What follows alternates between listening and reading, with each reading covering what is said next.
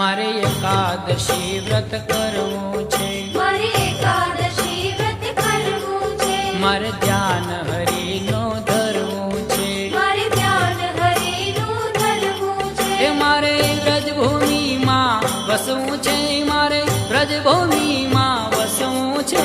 ધની એકાદશી એકાદશી કરી દે તો વ્રજ સુખ પામીએ.